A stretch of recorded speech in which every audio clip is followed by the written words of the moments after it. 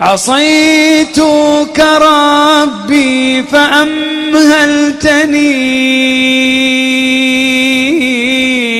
وتسترني رغم أني عنيد، لأنك ربي غفور ودود رحيم بكل الورى والعبيد. أتيتك يا خالقي باكيا ودمع الأسى كل حين يزيد، فقد قلت في الآي لا تقنطوا